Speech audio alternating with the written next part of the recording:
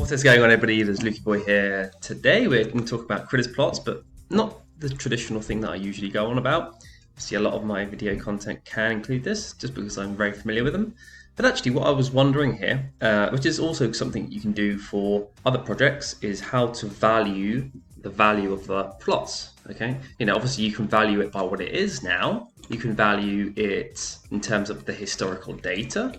But, how do you kind of have like a target, a potential target in mind? So, if you've only got, let's say you've got a couple and you're looking just to do some simple 2x, then of course you could be looking here and go, okay, 0.12, let's say. And I'm looking to sell, around these kind of spikes, which is, let's just say you're looking to sell conservatively at 0.28, okay? About a 2x. You could actually probably do 0.25, 26 and get a 2x after fees. So that's, very, very much plausible. You can do that and no problem. But for me, for example, when you get a bit more established, maybe you make some profits and then you want to actually go and, obviously maybe buy more of things you enjoy or like. If you go over to my account, my dashboard, and we go over to the dashboard here, you can see how many lands I actually own. These are the lands. I've got these two that are just unstaked, meaning they can be sold and listed anytime. These are staked, meaning I've got to actually unstake them here first. So these can't be used within the game, and these can be used within the game, and you can basically build on them and stuff like that. That's the difference. So that's the difference between the staking side and unstaking. But obviously if I wanted to sell stuff, I'd have to unstake whatever ones I want to unstake, and then I can go ahead and sell. So because I've got obviously more, and you could have like 4, you could have 5, you could have 6, you could have 2, whatever. And obviously there's no right strategy for this, but I was trying to come up with a target value of where is there a way I can try to look at figures, look at numbers. Maybe I can use another project in comparison that's similar. Of course, it's not going to be directly the same. And can I come up with a value of what the market value of this could get to realistically? I'm not looking at this could get to 20. It could, but it might take 5 years, or it could go to 0 in 5 years. You kind of get what I mean? And so I'm just trying to, work out where I feel that this could be. So, the easiest comparison that I could obviously draw from was NFT worlds, yeah? I'll just bring this up like this.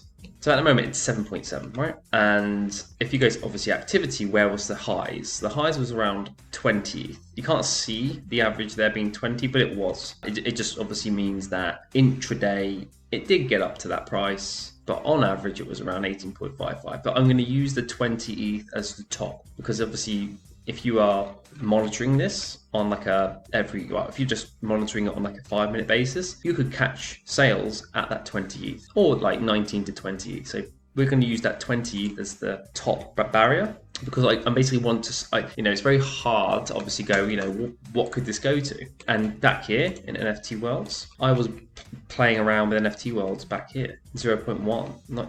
Hang on, 0.1 is like way back here. I don't even know where that is. It's back here. And this, if you look here, I know you can't see it very well on this chart, but these prices are very similar to what critters is now. Hang on, 0.6? Yeah, around here. 0.16, is very similar sort of structure where it doesn't really break. It has some spikes, but overall it's not really doing much. You can see this. It's just kind of, it's jumping up and down between 0.15, 0.2, something like that. Critter spots is a little bit under that, but just nothing's going to sort of match 100%. And obviously then you saw the write-up, okay? So what I was trying to work out is, okay, now that, let's say that this is potential for critters, this. Now, again, it's not going to be exact, so I want to be, I just want to find out, is there a value I can draw out of this that I can then transpose onto the critters collection? So the first thing I did is obviously found the top, and then obviously I want to know what it is now, okay? And this is obviously including talking about we're in more of a bear market than the bull market. So of course that has to be taken into consideration. A bull market top of 20 ETH and a sort of like middle of the tier 7.7 and sort of not really a bear market, not really a bull market, just sort of chilling off, not what's going on right now. So obviously that's just something to take into consideration, but you want to have your market rate as of now. So basically, is this overvalued or undervalued as of a comparison using this floor? Of course, you can also then work out what the potential is for the top of critters using the top of this. Now, it's not going to always be exact, and this is obviously more for entertainment purposes. It's just you're just curious. What can I come out with? So how do I even go about thinking about that? Well, first, obviously, is it similar? Yes, it is actually. It is similar. They have lands. You build on them. You earn world tokens, like you earn critters tokens. You can change things in the world, and it will reflect on the land. Cool. Then I also looked. They are also going to be releasing avatars, which you can then use to earn more world tokens. Very similar to critters, where you have a staked critter. You can buy a critter and you can use that and earn tokens and so on. NFT Worlds is a bit more established, of course. It's got a look. It's got a lot more going on in terms of the things that they're doing, but actually the number of players is higher in critters. It's just because critters hasn't got as much media exposure or like marketing exposure, and NFT Worlds has. But it doesn't mean that it's not got the potential to be there. Yeah, it's just that this happened to have got there first. Well, in this world of NFTs, you don't have to. There's not only one type of thing that's successful. There's many. Okay. So then, what did I do? So first, I wanted to know what the size of these lands are and how many in the collection. So there is 10,000 in this collection, but there's 20. It says 22,400 and something, but it's 22,500. It's just because for some reason there's 88 like stuck somewhere. I don't know what's going on. But we're using this number here and obviously this number here. So if you look at it, it's diluted more the world map. Obviously, it's not necessarily meaning you've got to divide it by like 2.25. This the floor here, because there's more to take into consideration than that. But that's one of the things you want to see, like how many. What's the supply? So here's 10,000. Here's 22,500. Yes, they're going to be releasing. It doesn't say there, but they're going to be releasing more like season 2 lands, I guess you could call it. And I suspect that NFT Worlds will do exactly the same, because obviously they want mass adoption over time in the long term. So by only having lands at this price and this many, it's not going to lead to mass adoption unless they change the mechanics of the game so that people can play within people's worlds. But it's, there are some differences as well. Like, for example, Critters is an open world. You can go into everyone else's lands. This is more of a closed world. And they have survivor mode in Critters, meaning if you die, you die and you lose your stuff. Well, you drop your stuff. But in here, it's more like you're a bit more protected in that. But those are kind of more like game modes, I guess. Not really game modes can be changed, for example. You can turn things on and off. So it's not really a big deal. That's different in that context, because, for example, NFT Worlds can just add stuff like that later if they don't do it, or Critters could change and then allow you the ability to change stuff later. So that's more like in-game dynamics, which, like with most games, you have different settings. You just, hard, medium, or it doesn't mean you always start out with all of the options, but over time they evolve and give you more sort of playable features. So then I wanted to work out the size of the land. Just because there's 10,000 here and there's 22,400 or 500 here, what's the size of this land? Like, if you went to play in this land, how much can you play on if you own this, and how much can you build? If you own this, you can obviously build on this whole world, and if you obviously own these, you can build on the whole world. But what's the size? So because obviously you can do less on a small plot. So the size of Critters is 64 by 64. I don't know if it says it here, but it is. I looked it up. 64 blocks by 64 blocks. Now on NFT Worlds, it's 370 blocks. So you can see it looks a lot bigger. There's a lot more, like there's a forest here, there's streams, but on here you can see that's just like a chunk of, that could be like this chunk here. Yeah, so it means that you're getting more value, you're getting more land than you are getting here. Like if you're buying land in real life, of course it's going to be valued more because you're getting more land and you're able to build more stuff on it. Very simple. Yeah, really easy. So we not only have to take into consideration the supply, but also you've got to take into consideration the size of the land. So I did some calculations beforehand, and you can, for every one of these, you can get 5.78 of these. So 5.78 Critters plots equals 1/4. There is some decimal points after 5.78, but you can get 5.78 Critters plots onto this. For every NFT world. So I'm just looking at my notes. And there's 2.25 more lands. So you've got to, not only is there less supply, but you're getting more land. So obviously that's going to drive up the value. On here, there's more land and you get smaller plots. More for accessibility for players, so you can get in cheaper. But ultimately that's going to lead to the price not being as extravagant as NFT Worlds. So then obviously you've got to work out, okay, if 20 ETH, so I'll do this on my notepad as well, is the top for NFT Worlds, and now it's at 7.7. How do I figure out what this Critters is potentially worth let's say at a peak of a bull run, and as of now, compared to NFT worlds, is it undervalued or overvalued? Okay, so let's go ahead and work this out now. So quite simply, all I did is, let's say at 20 ETH is the top, and the reason I'm using 20 ETH as the top, it does not mean the potential for this isn't 50, 60 ETH in a year. But I'm not one to speculate on price. I want to use data and comparisons to build up a rough estimate for what I believe something is valued, yeah? Because I don't know. I could never imagine it's going to 20 ETH from 0.11 where it was there for ages. Very similar to critters. It doesn't mean that critters won't go to 20, but I need to be more realistic here. I can't be what if man. I can't just be that guy who goes, what if? And, oh, NFT wasn't at 20 ETH, so I'm just going to wait for 20 ETH. I'll be here and I'll be dead at some point. And I'll be like, oh, that didn't work. Great. But yeah, that's not going to help me out, is it? So what I want obviously to do is work out what, is a comparison value would be. Because obviously, like certain things, that once they've blown up, obviously that can give it exposure. But for example, critters is a little bit more hidden, a little bit more secret, but it doesn't mean it's going to be like that forever. And so you want to try to get comparisons. So let's work it out. So 20 ETH is the top for this. So I want to see what in a bull market, if this went back to 20 ETH, what could an equivalent value be for say critters if it was 1-to-1? Like obviously if the hype was a lot more for NFT worlds, yes, that's not going to ever get, critters will never get to that same comparison. But I just want to have a ballpark figure for my mind, so I can play within ranges. I want to have like an upper range, a medium range, and a low range, and see where the price now compares to those prices. So we are going to do 20 ETH to top for NFT worlds, but we just discussed that there's 5.78 of these for every one critter. So we have to divide that 20 ETH and pretend it's actually 5.78 lands for critters. So you've got to divide that 20 by 5.78. So that gives you a realized value of 3.46. But not only that, you've got to look at the supply.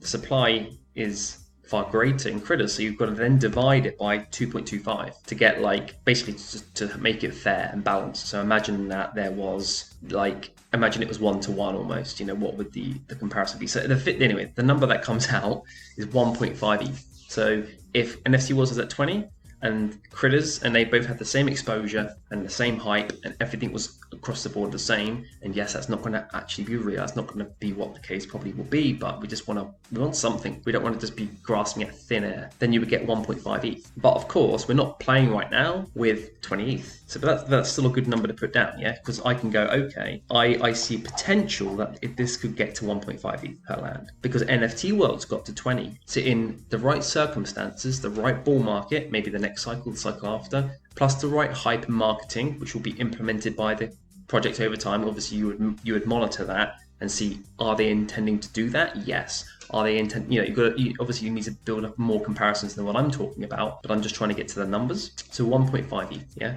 And now let's say it's 7.7 ETH floor. So obviously we're going to be working off 7.7 ETH and not the 20 ETH. So we divide by the same numbers, yeah. So divide by 5.78 and then divide by the 2.25. So the equal value to 7.7 ETH now, as this is now the floor price, is 0.592. So let's just say it's 0.6. So as of right now, if the projects were equally as exposed to people's interests, but they're not, but let's say they were, then critters would be at 0.6 right now. And NFT would be at 7.7. Obviously, now I need to go, okay, let's look at this. So it's at 0.118-ish. I understand the dynamics between these, like Waterlands will sell first, that will take a bit of time to flush out, and I understand more than that. Obviously, we're keeping it quite simple. Now, even if we say, okay, critters is not that hyped compared to NFT worlds, correct. So you could even go, okay, let's slash that in half from 0.6. Let's just say it's worth half the value because the exposure's at least 50% less, yeah? Then I would come out at 0.3. Again, we're playing with numbers here, but it's good to have some sort of framework rather than just nothing. So I think, let's just be conservative. 0.3 is what it comes out as of right now, which is interesting because 0.3 is pretty much the value that it seems to get to. Not just, and this isn't actually related to the bull market as such. Yeah, it was in the bull market, but this was created, this supply issue, supply demand, because of the price of blocks, which we've talked about many times before. If you move my face, because you could mint, this is also some of the dynamics you've got to obviously take into consideration. What happened? You can mint with blocks. the Genesis lands, these lands. But now they've all sold out. Obviously, you can't do that. But at the time, you could. So if we go to the daily, when Critters Plots basically did this, I've shown this many times, like went up 500%. It was much more expensive to actually buy blocks and mint off the website all of the rest of these plots. And so what happened? People then shifted their focus onto lands at 0.1, and then they bought, and as blocks then dropped in price, so did the volume, and then it stabilized back down to basically exactly what it was beforehand. Yeah, see here. And then again, obviously there's various bits back here. I remember this because I was actually actively engaged with the project here. And so that's obviously something that I'm taking into consideration. So now that they're fully minted out, I'm like, okay, so now all purchasing, buying, and selling will be on the secondary market, which is nice because at least I got a focus. And so that was just something I wanted to go over because I just thought, it's in terms of like pricing, is this undervalued or overvalued? I would say it's still undervalued. It was, about 15 days ago, it was not even that, 10 days ago, it was at 0.045, so it's gone up like almost 3 times since then. But right now we need to clear out the waterlands. A lot of these are going to be water. Obviously, these aren't for sale because the waters have, not to say they have less utility, but people want lands. See, you've got one here, but they're kind of sparse. Then obviously 0.15, there's a couple. Someone's, there's sort of bit like this. And then it starts to get a little bit better at 0.15, but at the moment the floor's being suppressed a little bit because all the water lands were the last lands to be minted off the website from here. So, and that gave you, so basically you could see clearly that the land, each of these blocks is a land, that people were minting those water lands last. What does that mean? People don't want water lands as much as they want the real land. It's not rendering in very well, but you can cut, it's not actually, it will render in, but yeah. And so water lands are probably going to get sold first because people don't really want them. Not to say that they can't be used by people that actually want to put a bit of time into this, but ultimately most people don't want that. They want a nice, fresh, clean chunk of land, maybe this one, but really they want something like this, or a batch together, like a couple of lands together. That's quite cool, but someone's probably built that on water. So you can use land and actually do stuff on it, but of course that takes actual people playing the game, which not a lot of people want to do really. They just want to be trading. And so in terms of my focus on this, because I have 25 I think, one's the girlfriends, I'm going to potentially look to sell a couple at 0.3, around that figure. Obviously, I will probably just observe to see, if the volume's going really well. Obviously, just by checking here, the volume is really going well. Then I'm happy to see how high the floor goes, rather than just blanket selling at 0.3, because you might be able to squeeze out a bit more profit if it ends up popping up to 0.36, for example, because there's not a massive difference there. But if you're selling 5, then obviously that could be 0.2 that you could have lost out on. So I'm very flexible with the actual price. I have a rough price. Obviously then on the day I want to be seeing what's going on. And I don't know, of course, how long this will take, because a lot of people are listing their water lands for sale, and new people are listing them all the time and stuff like that. As the price changes, people are going to be listing more waters to kind of get rid of them. And so again, time-wise, I have no idea, but I'm just trying to go, okay, so I can see 0.3. If the marketing and exposure increases, then maybe I'll adjust that up to 0.45 or 0.6 if we can see a very, very similar comparison in terms of exposure from NFT worlds to critters. But right now there isn't. And so that's why it's a bit undervalued, because the exposure isn't there. Most people are focused on NFT worlds or something like that. And so that's why I really love this project, because it is more steady in terms of how much hype and craziness has gone on with this. Even at this price, it's way, for me, like, most people aren't going to be buying this. Like, people can't get into this, but with this they can. But this is a lot more shielded and behind the scenes. Not a lot of people know about it, which is why I like it, because you don't want to really be buying into projects that people are already fully aware of, because the opportunity is going to be diminished, just like business. Of course, if the opportunity is there, you can buy it from here, sell it to there. Everyone knows about it. It's probably not going to work. Basic business sense that. And so that's why I love this. And the potential in a really great bull market could be 1.5 ETH. Now that could take a year. It could take 6 months. But the reason I'm doing that is because I don't want to sell at the wrong price. I want to have a rough gauge, and I'll be flexible with my price. But I also don't want to go, okay, I'm going to sell all of my work, all of my lands at 0.5 ETH because I've looked and gone, oh, the potential is 1.5. Now, again, the exposure, if NFT was at 20, let's say this was at 1.5. Well, say it wasn't at 1.5. Because the exposure is still not, by 3 months' time, it's still not there like it is for NFT Worlds. Well, let's move that to 0.75. Let's slash that in half. It's still higher than my 0.5 random number I just came up with in my head because I wanted to create a number. At least I've put some figures behind it, which is a little bit more structured to come up with a valuation. Okay, not to say that in the future this couldn't go to 20 ETH. I don't know. I have no bloody idea. But all I do know is I can use stuff that I can see in terms of data on a project that is similar and try to extrapolate something to take away from this so that I can have a light plan of action rather than a blind plan of action where I have no idea what is going to happen and I'm basically just almost gambling. Let's see where the price goes in 3 months and maybe I'll sell. So what I'll do in terms of my strategy, I'll sell some at 0.3-ish, 0.3, 0.36, wherever, maybe just a bit under, it just depends. Or a little bit on the way up. Obviously on the day I'll be a bit more strategized for that. And then I'll probably sell some at like 0.5 to 0.75. And then I would love to hold some for that kind of what if play. What if it does get to 10 ETH in a year and I've got 10 left? That, because I've taken profits along the way, I'm already up in money. Considering a lot of them I bought, a lot of these that I bought, I think my very first two I bought were like 0.3. Like I bought 2 or something because I just got involved with the project. But then when I obviously got more and more into it, I think my average price is like 0.065, 0.06, something like that. I think some of them were even like 100.